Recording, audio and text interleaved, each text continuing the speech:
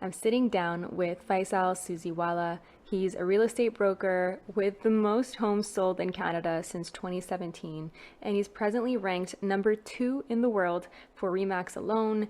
And he's also a best-selling author for The Real Deal, A Journey of a Billion-Dollar Real Estate Broker. One of my favorite kinds of stories, rags to riches. He takes us through his journey through nearly poverty to building his own empire and selling billions of dollars worth of homes.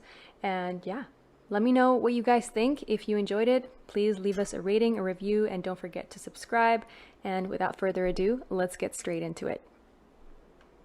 Thank you so much, Faisal, for joining me today. Welcome to Take the Lead. How's it going?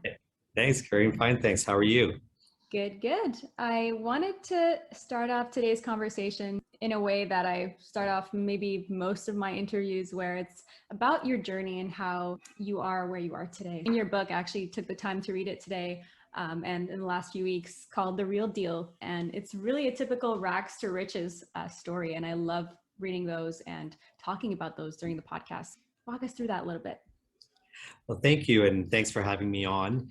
So, yeah, my journey started at a very young age. I was born in England, where my father worked in a textile. And back in '73, Canada had opened up immigration, where you could basically land in Toronto and get your landed immigrant status. And Cambridge was an area where I live, Cambridge, Ontario, that had a lot of textiles. So my father naturally came into this area looking for work and found a textile that hired him, and he started off as a weaver. I was 3 years old. My brother was 4 years old at the time.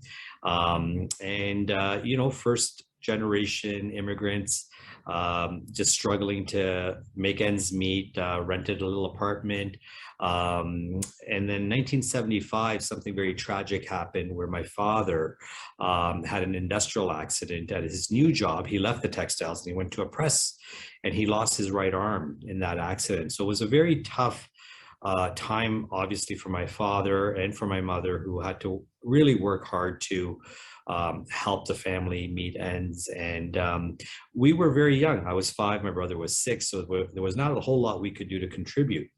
But following those years, the struggles that my father faced, and thank God, and he's still with us, and we're very blessed that both my parents are alive and with us, and but they went through a lot of hardships, and we grew up watching these hardships. We grew up watching the struggles, and we learned how to make do with very little, and we learned how to be resourceful. And at the age of 10. Both my brother and I started working, and that income that we were bringing in was helping our parents and going towards contribution towards daily needs. And a lot of young people today don't even understand how that works. But in those times, especially multi-generational families and whatnot, everybody pooled their money together, lived together, tried to really succeed in that way. And just watching, when you see adversity, when you see struggles, you want more, and that's your drive. And that was my drive. I didn't want to be average. I didn't want to just get by. I wanted to thrive, but more importantly, I wanted to see my family thrive. So it was grade 12. I was watching a late night television show, and this Vietnamese gentleman comes on, and he's sitting on the back of a yacht, and he's showing pictures of these boats and cars and mansions, and he's got beautiful women surrounding him. And I'm an 18-year-old kid thinking, wow, I want to be that guy. And he's talking about how he's an immigrant, and he came into Canada, into the US, and he started buying real estate. I'm like, oh, this sounds like a good gig. If I can be half that, I would be so happy. So I learned a little bit about real estate, looked at courses being offered. And there was a local course at the Conestoga College, which is a local college in our area, that offered real estate courses. I didn't even know that I was going to get licensed after that. But I learned a little bit there. I passed my courses. I got my licensing done, and then I decided to go and apply for a job. And while I was still in high school, so I walked down to the local real estate company, asked them to give me a job. It was a big franchise, and they said, "Look, you're too young. This is not a job for young people. And that was over 33 years ago. You should maybe stay in school for a little bit longer and we'll figure out. And while waiting for the bus to go back home, I remember there was an older gentleman that my father had used his services to help him. And I thought, I'll just go ask Mr. Mineri if he can guide me. And he was 73 at the time. And he said, I'm ready to retire, but you know what? I'll take you on for a few months and get you started. And that gave me my start in the business. That's amazing. I was reading that too. It's like God sent you this person, or whatever force you want to believe in. It's a Absolutely. mentor that you didn't know you needed, right? And yeah, tell us a little bit more about that. Because I know a lot of people, when they're in a type of lifestyle where their parents, are struggling, a lot of people don't take this path, right? And they don't go down this road where they strive to be great and to be successful. But they think this is the circumstances that I have and this is what's possible for me. And they kind of, stick with the norm and the things that they were taught by their parents and by the people around them. But sometimes having a little catalyst and meeting someone who has made it or is where you want to be kind of shows you that this is also possible. And they show you the ways that they were able to do that. So would you say that this mentor was someone who really impacted your growth? Absolutely. And he was the key person in my business life that guided me. And when you're young and impressionable, your environment, your surroundings are so important. What you pick up in those surroundings and that environment, that's either going to make a positive influence on you or negative. And what I learned from Mr. Mineri is ethics. I learned how to deal with people. I learned that, just do good.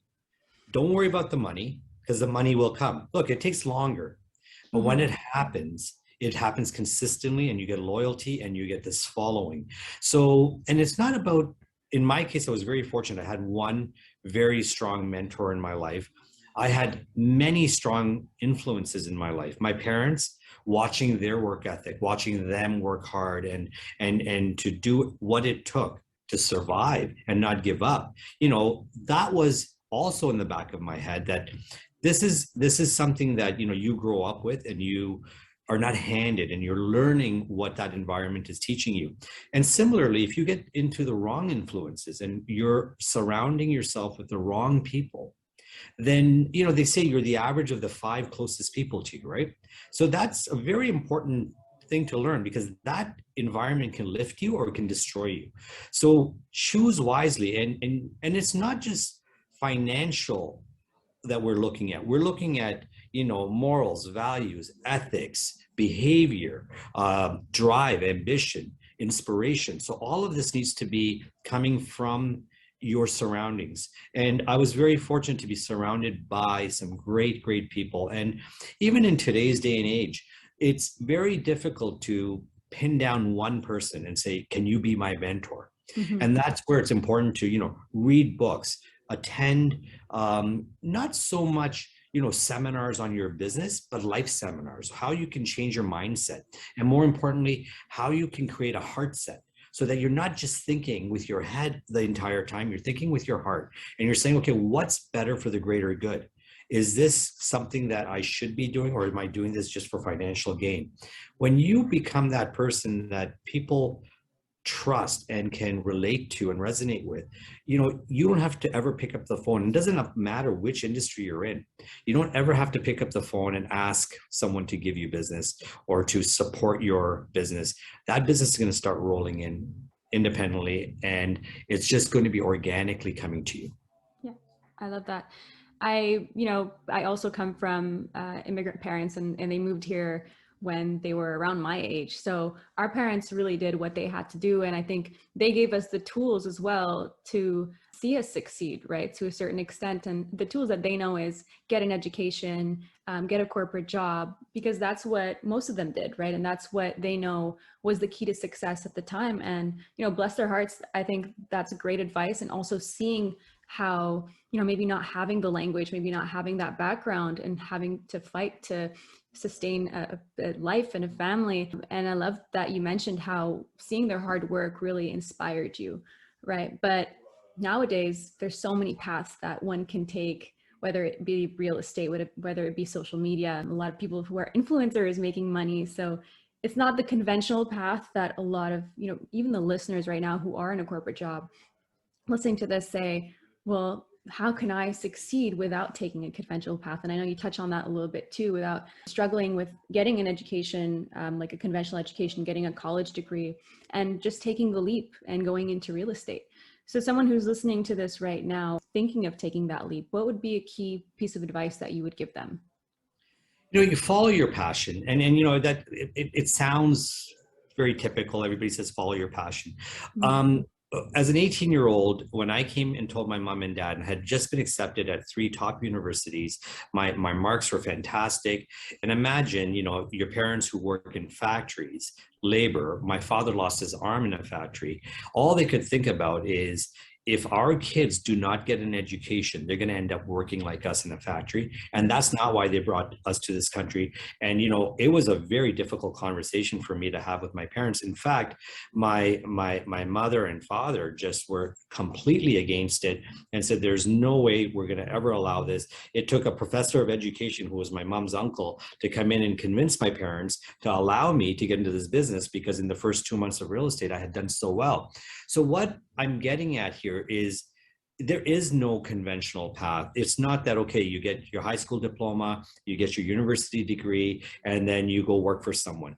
If you're passionate about social media, about being an influencer, about cars, about construction, whatever it is, be in the business of that, and take that passion and turn it into a business. And whatever it is, if you want to drive truck, well, have the goal that you want to own all the trucks that you're going to drive, and that's the passion that has to drive you, and be ambitious about what you're doing. Have that. Now, if you're someone that doesn't have that drive, then no, you're not going to be successful without the drive. And then you are going to need to go and work for someone. And look, that's just a fact. I've had people come in to see me on a regular basis asking to get into real estate. And, when they say, well, I want to come work for you, my response to them immediately is, this is not the right environment for you. Because when you're going into business, you're not going to work for someone, you're going to work for yourself. And you have to have that mindset. Mm-hmm.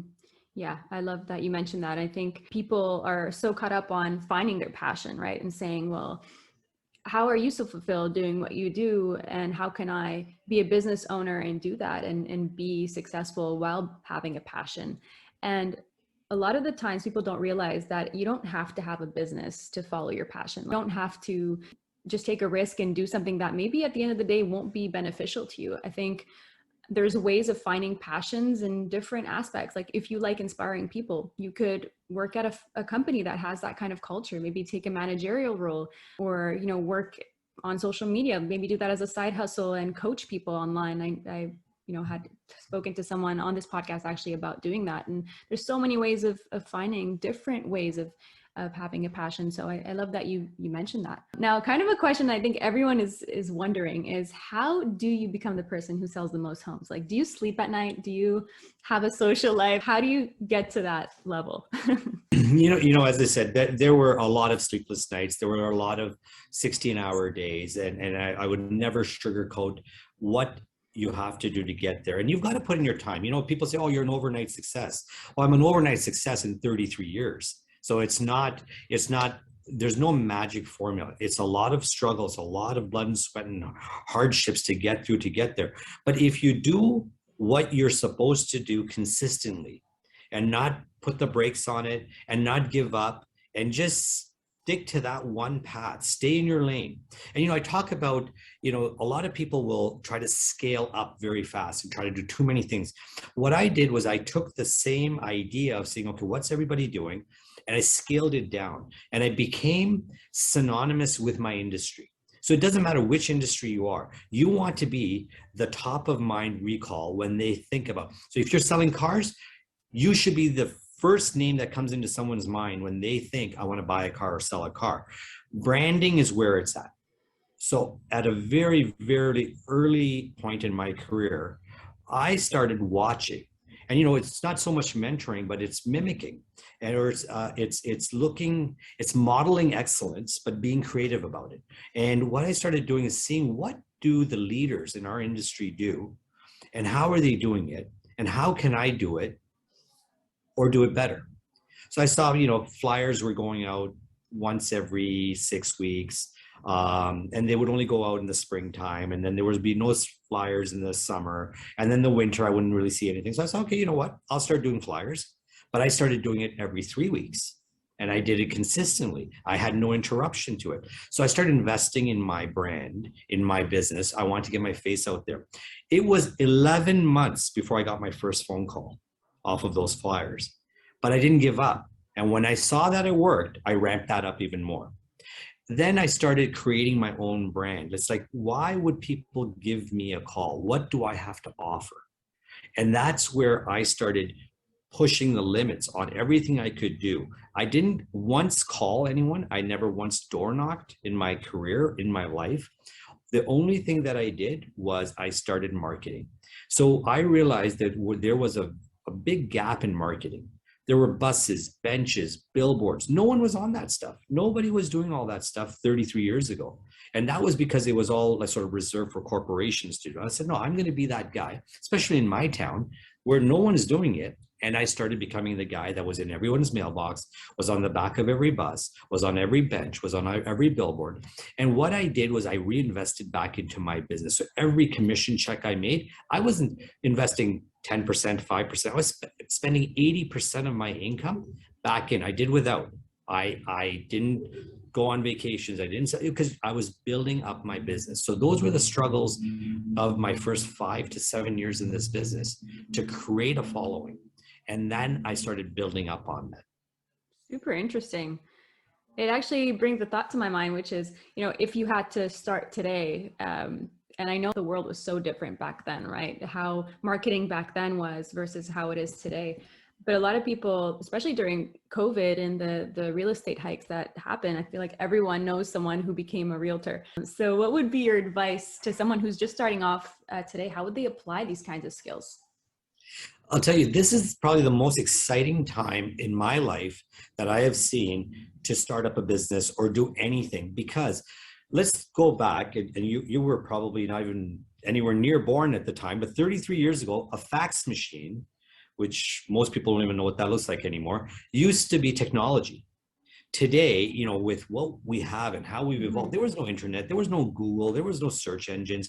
Everything, we had thick books that we had to go through to just have listings, and listings would come out once a week. So now when we look at what has happened, people are still stuck in old school mentality, old school marketing. So you have to look at, where are people going today and how can you reach them? My reach is so high through social media.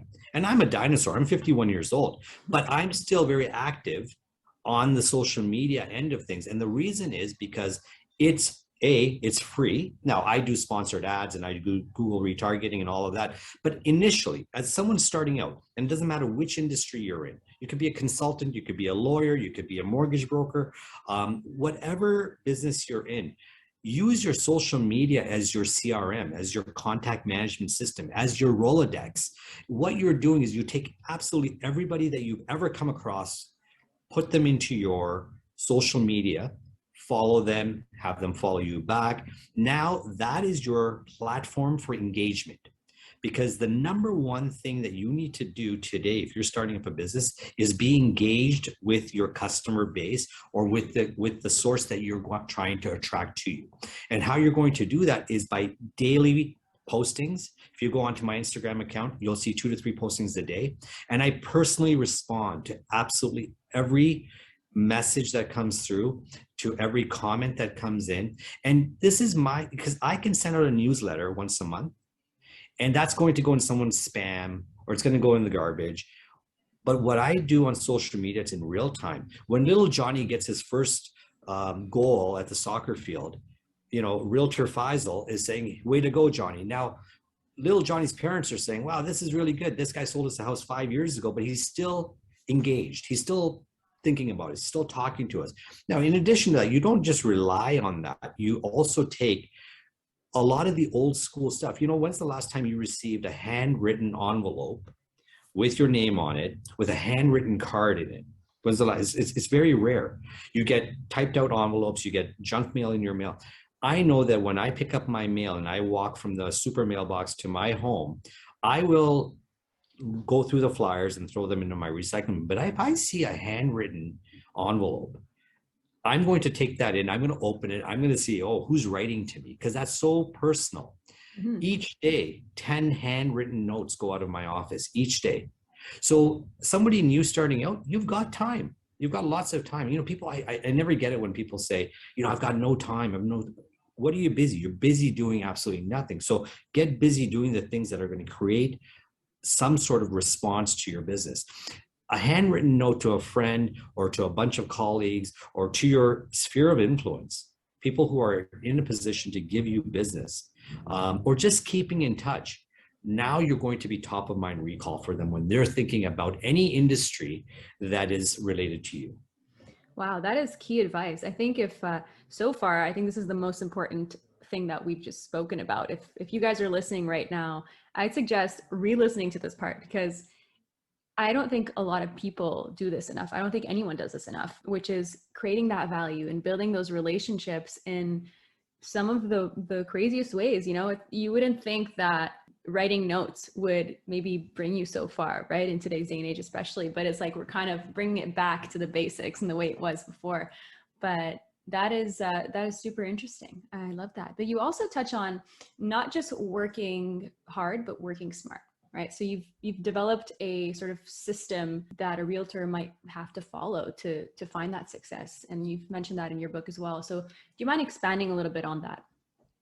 Sure, absolutely. So many realtors today have got this idea that they've got to build a large team. You know, like I've seen realtors that are in the business 3 years, 4 years, that are really struggling to even put food on their own table. And now they're going to bring on a team and try to feed three more people. And it's just that whole concept just escapes me. I don't understand. And it's not profitable for the team leader. It's not profitable for the team member who's looking for a mentor, b a lead generator. So what I've done is I've created a system, and I outline it step by step in my book, that creates an environment where you can be a lead generator using your business platform. So I list, you know, last year 446 homes is what I sold. Now, so I'm listing a lot of homes.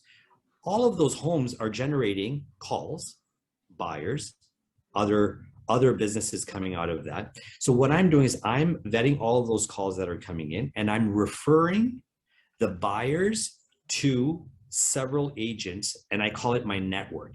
It's not a team, because a team, any business that your team member does, you start taking, you know, 50% off their top, and that team member sitting there saying, okay, you know, why didn't I get a lead this week? Why did so-and-so get the lead? So they're always looking at the team leader to say, where's my next lead? Whereas when you create a network, it's a referral network. So I'm saying, okay, I don't have the capacity to show 20 people in a day. I don't have the capacity to show 20 homes in a day. But if I spread it out between 4 or 5 agents that are hungry, motivated, ambitious, in a position to work with buyers and are willing to work with buyers, so let me continuously generate leads for you. And every time something works out, you're going to give me a referral fee on that. Now, anytime you have your own business, your friend, your sphere of influence, and I don't restrict them from marketing. They have their own signs. They have, some of my network has buses. They're actually my competition in my marketplace, but they're also very good buyer's agents. And I know that instead of me letting that lead fall on the floor and not pick it up and do something with it, I might as well refer it out and help them generate business because they're motivated and they're keen to get that business. It also finances them to grow their own business until such time that they don't need leads from me anymore. So there's never a relationship there where they're looking at me saying, why aren't you giving me leads? And there's never a situation where I'm saying, why aren't you performing? You only need to perform on what I give to you and give me an update on what I've given to you. But it allows them to grow their business independently, allows them to brand, allows them not to be in the shadow of a team leader. Because many team leaders who are doing well, like I can bring on a 20% team today and probably never have to list a home again or never sell a home again. But I'm passionate. I wake up every morning excited about going out there and meeting people and working with my clients. And that's what I love doing. That's what gives me the energy that I have. I don't want to check myself out. In fact, when I go and knock on a door, when a client calls me to list their home, they're shocked. I would say 50% of the time that I showed up, because they were expecting a team member to show up. And they're like, oh my God, we didn't expect you were going to come and list our home. I'm like, of course, you called me, you get me. And that's the disconnect that team leaders have now. That's going to be a huge challenge, especially in an industry that is being disrupted.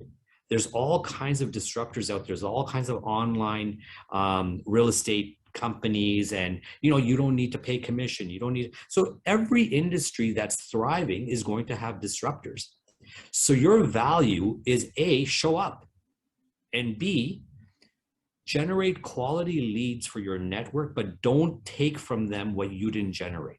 And that's the team leader model. And any realtor that is a team leader is going to hate me for saying everything I'm saying, and that's why they don't want their team members to read my book. For that very reason, is that they don't want these team members to understand that, hey, for the last 5 years, I've been a ghost. I've been in the shadow of I didn't have a sign. I didn't have a billboard. I didn't have a bench. I didn't have a flyer. I don't have a business card with my photo on it, because the team leader is so insecure that I'm going to take their business away from them.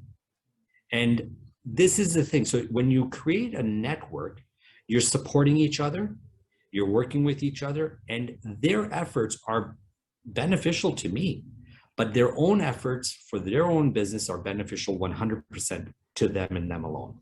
Okay. That is so interesting, because this kind of applies to every other field as well, right? If you're working for someone or if you have a team, it's important to be authentic and to give the value that the person's looking for. I think at the end of the day, if there's one key takeaway from reading your book, is that you're genuine and you want to give the best service out there. So as much as there's going to be disruptors in different industries, and especially in person-to-person industries, what's going to stand out is you being there and you being honest and being the face of whatever service that you're offering. So that is very key. And I know that a lot of the times what happens is we get, advice left and right on what to do, what not to do in different fields as well. What would you say was like the worst advice you've received, and maybe people are still receiving, that you hear all the time for success and how to be successful in this industry or any other industry? I've gone to a lot of seminars and rah-rah sales rallies and all that, and you listen to people that are up on stage that haven't sold, whether it's mortgage brokers or lawyers or real estate agents. They haven't worked in the industry in 20 years, but they're there coaching you on what you should be doing. And so, I hear these things about, you got to get up every morning and you got to make 400 phone calls. Well, seriously, how are you not going to burn out making or you got to get up at 9 a.m. and you got to go and knock on 50 doors before you come home? That's just bad advice. And it's coming from people who are not in the trenches, who have no idea. So what I'm saying here is that learn from people who are successful in your industry and model what they're doing, but adapt it naturally. Don't be fake about it. And the biggest flaw or advice that I've ever been given is fake it till you make it. Everybody says fake it till you make it, fake it till you make it. Well, how are you ever going to come across genuine if you're faking it? So I say embrace it, own it, and show who you are. Say, look, you know what? I'm just an 18-year-old kid. I'm driven to succeed in this business, and I want you to give me the opportunity to prove myself. Don't go in there and say, oh yeah, I've done this and I've done this, or I can do this for you and I can do. No, tell them, because you're asking them, and you'd be shocked. I was so lucky that I had that approach, that look, I really have no idea what I'm doing, but with your support, I'm hoping that I will. And I just need an opportunity to prove myself. And it was amazing how many people stepped up, especially within, and I'm of a South Asian background. It was fantastic how much support I had from the community. So, you talk about sphere of influence. You don't have to get out there and try to be everywhere, like I said earlier. Scale it down to your sphere.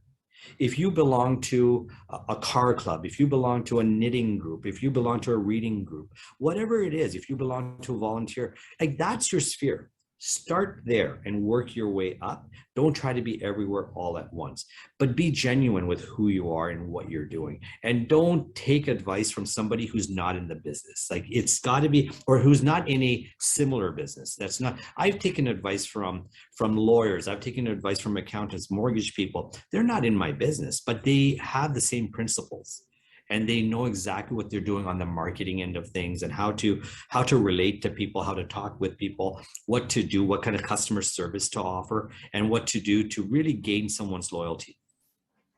Key advice.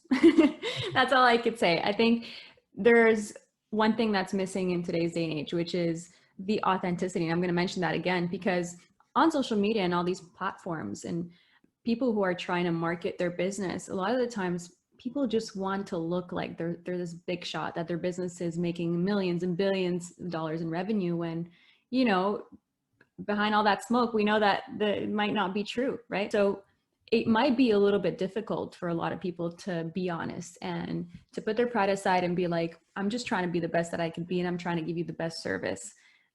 People will appreciate that. I think people are just sick of seeing the fakeness and seeing people trying to be something that they're not. I think that's what would be a key takeaway from this statement. I love that. Yeah, and to your point, like, yeah, everyone's got this Insta life or whatever you want to call it. But if you're going to start a page on your social media, and you know, I learned this over time because I was putting a lot of content out there. I was putting a lot of business content out there. But people want to know, okay, who is this guy? Like, does he have a family? Does he have kids? Does he have any hobbies? Or does he just post how many homes he listed and how many homes he sold? So, you know what? If you're going to be on social media, if that's going to be your platform, and I'm telling you, that should be your platform. If you're in any business that is person to person, you should be. But expose yourself a bit, show who you are, show what your hobbies are, because people want to work with people they can relate to. They want to work with people that are real human beings, and they're not just all about the, you know, what they see, the silly dance on TikTok. That's not who you are. You're more than that. And when you can share, because remember, in our industry, especially, I talk to real estate agents, we're in people's homes. We're sitting on their kitchen table. We're talking with them. We see their kids for a short period of time. As realtors, we become a part of their family. And we're giving them advice on probably the single biggest asset that they own, or the single biggest decision that they're going to make, financial decision. And it's their home. It's not a house, it's their home. So be vulnerable, show them who you are, and be genuine about it. Be absolutely genuine and become relatable with your audience. Because if you're going to hold yourself out and show off that you're this big shot, whatever you are, you know, check your ego at the door. Have some humility and be real with people. Don't have that ego. Don't think you're better. And, you know, in our industry, we see this a lot where someone's had a couple of successful years and all of a sudden they're just the most special thing on earth, right? And that's when you start reading your own news clippings and you think you've arrived, that's the beginning of your decline. My God. Yeah.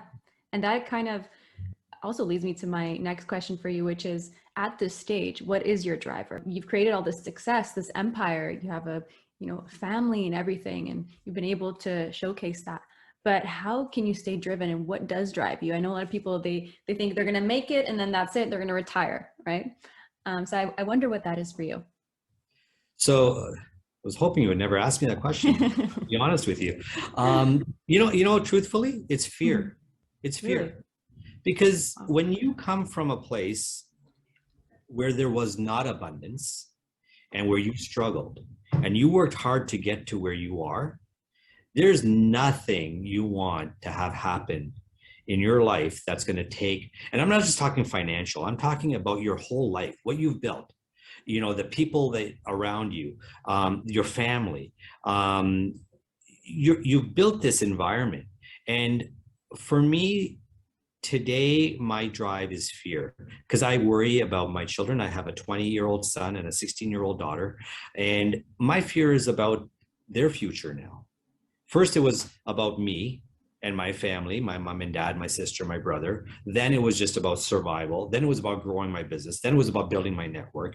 Now I look at my children and I say, you know what? They are not going to have the opportunities. They may not have the struggles. You know, everybody says, oh, you know, when I was your age, I had to work 4 jobs and all of this. Granted, maybe our children won't have those struggles, but they have a whole other set of issues that they're dealing with.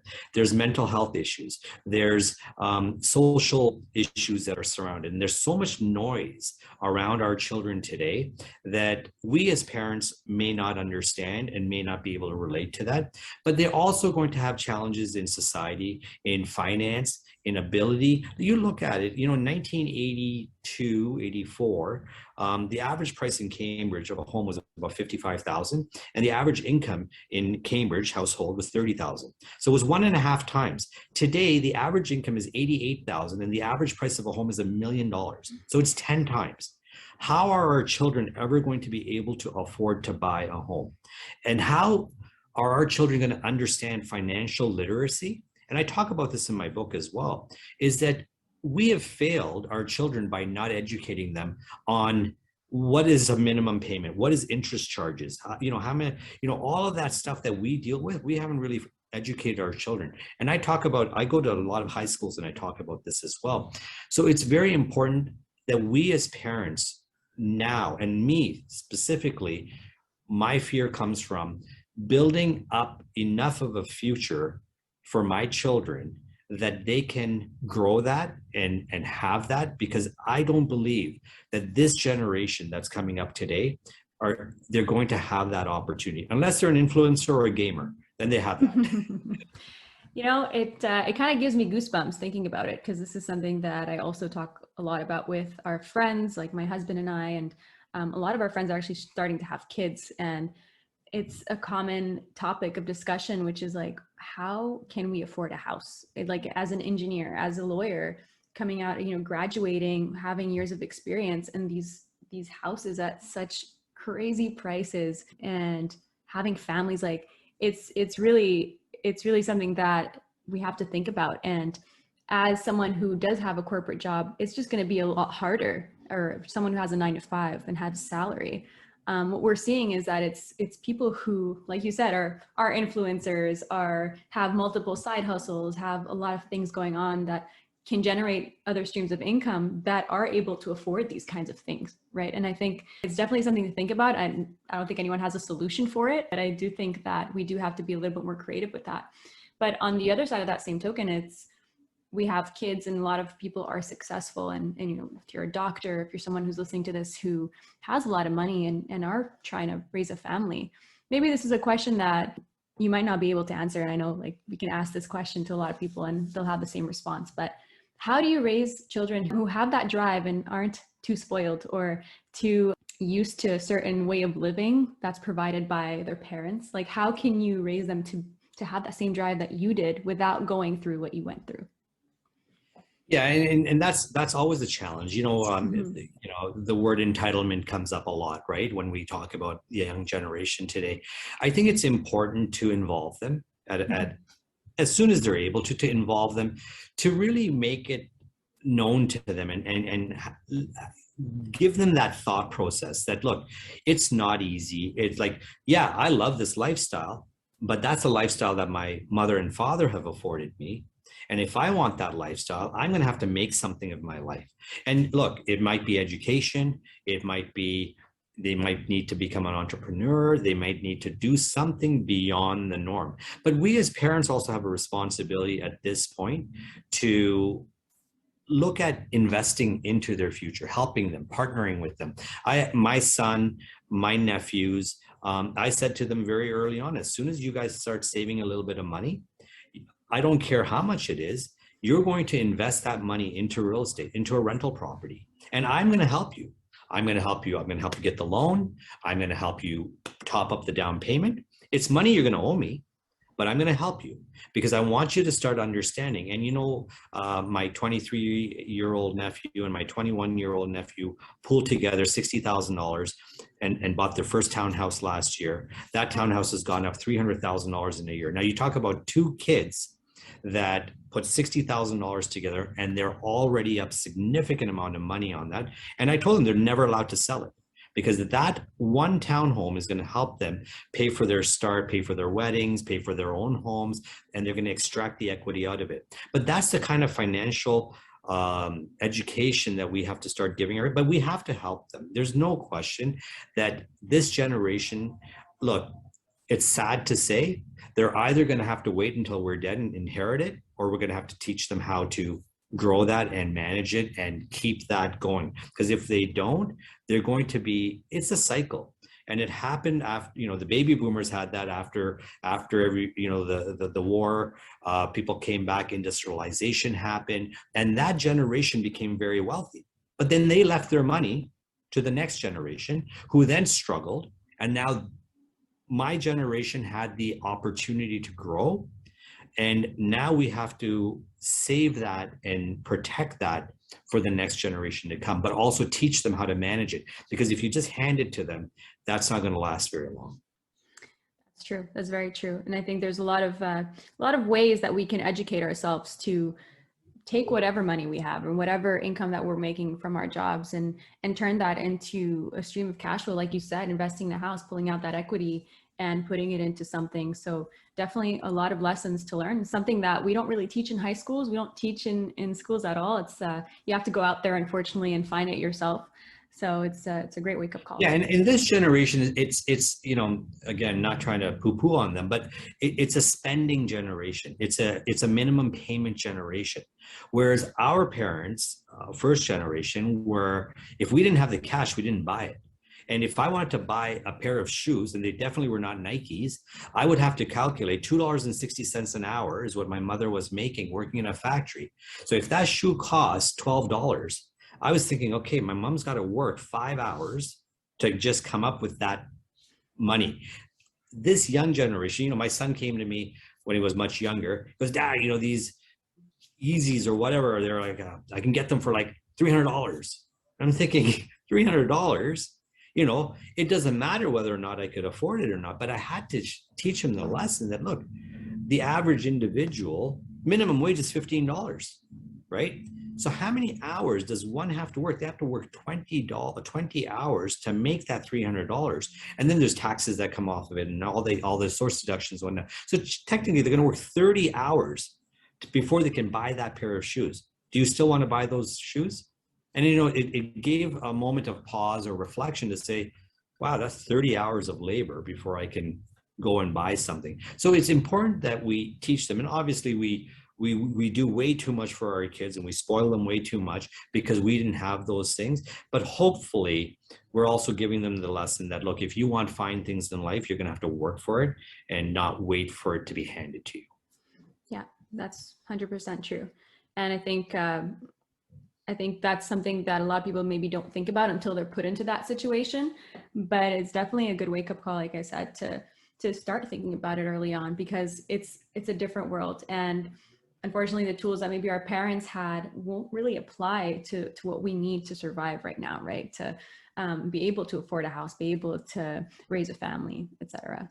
So what would you say is the number one lesson that you've learned, before we wrap up, throughout these years of building such a successful business? The number one lesson is consistency. So my gain in this industry is because I was surrounded by people who were not consistent. So whatever you do, you've got to give it some time. So you can't be impatient. You've got to give it time. You've got to be consistent. You've got to do the right things. And you've got to protect the interest of the consumer that you're working with, because it takes years and years to build up a good reputation.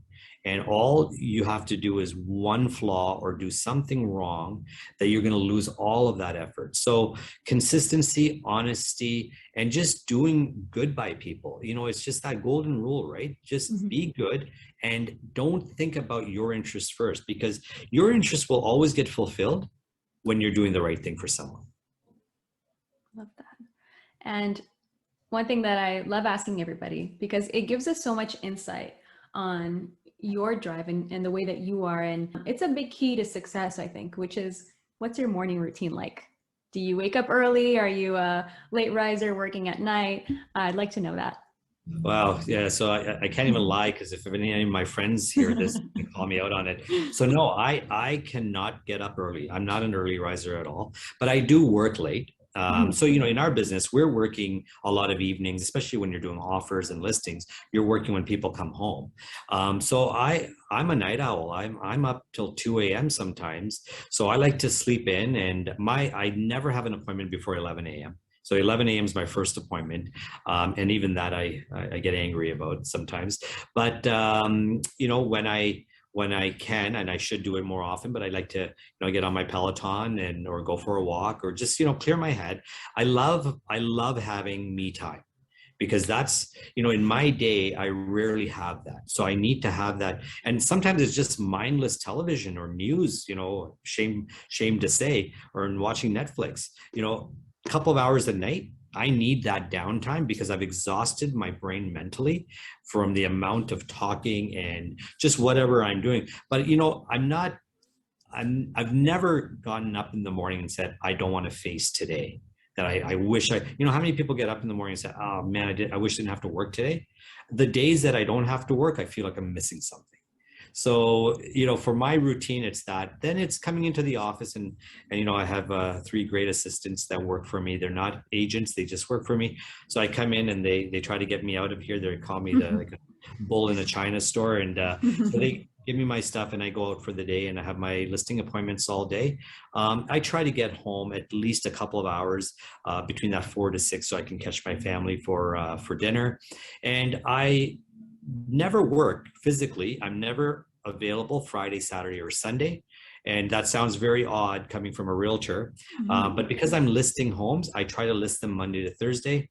I only do offers on Monday to Thursday. So I have a system in place where weekends are the busiest showing days. And as I mentioned, I refer my buyers out. So my buyers are working with buyers agents. So I don't physically have to be here. So I take off to my cottage Friday, Saturday, and Sunday. Now there are days when people can only meet on a weekend. So I'll come back a little bit early on a Sunday and meet with a client. I certainly am never going to say no to that. But as a rule, those are the 3 days. Now I'm still replying to messages and dealing with clients and taking phone calls and working with my network, but I physically need that downtime and I like to ski in the winter and whatnot. So my routine is 4 days of really hammering it out and then taking some downtime and enjoying family time because, you can work. And that's one of the lessons I learned very early on in my career.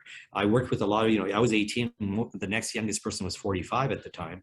And I saw them just working. And one of the gentlemen said, look, I'm 55 years old and never got to know my kids. And that really stuck with me. And I'm glad I heard that. And I thought, if I ever have children, if I'm ever married, I don't want to be the husband that never came home or the father that never got to know his kids. So that was very important to me. I like to spend a lot of time with my family, my friends, and that's my routine. That's amazing. Honestly, I think I've interviewed over, I don't know how many people on this podcast. And I think there's not one, or maybe there's one person who admitted that they don't wake up early and that they're not this early riser. They don't go for a run. They don't, and I really love that you said that because either you're just like the only honest one, or there's just other ways of being successful without having to have that whole big morning routine and doing everything that those books sometimes tell you to do. So thank you so much for being honest, and thank you for admitting that. And I think, it's just good to think about that for whoever's listening, is that if you thrive at night, it's okay. If you're the type of person who wants to work late, that's fine. You don't have to be like those other people. That's right. You don't follow society. I never did. I didn't do anything I was supposed to do in life. I didn't go to school. I didn't go to university. I didn't get my degree. I did everything unconventionally, but it's what works for you. So don't ever try to fix into someone else's frame. Make your own frame and be who you are. Be authentic to yourself. Don't fake it. Embrace who you are, love who you are, and never apologize for it. There was early on, my parents would say, and I've done this, it's like, aren't you embarrassed? Like someone's calling you and you have bed voice at 9 a.m. It's like, it doesn't matter that I have bed voice. Why are they calling me at 9 a.m.? Yeah. But it's just you've got to own who you are, and everybody knows. Like, I don't even function before 11 a.m. So it's hard to get me on the call or anything before that. Amazing. Honestly, Faisal, it's been such a pleasure having you on. For the listeners, where can they find you? Sure, yeah. So it's just my first and last name, which is Faisal Susiwala. It's on the screen. And so I have Twitter, LinkedIn, Facebook, Instagram. My email or my website is homeshack, HOMESHACK.com. So you can go onto my website. And The Real Deal is my book, which is available on Amazon if anyone's interested in picking up a copy. Thank you again. Thanks so much for joining us today. My pleasure. Thank you again. Take care. Thanks so much for tuning in today. If you enjoyed this episode, please leave a rating, a review, and don't forget to subscribe. You can also follow us on socials at Take the Lead Podcast and at Carine Badran. Thanks so much for listening.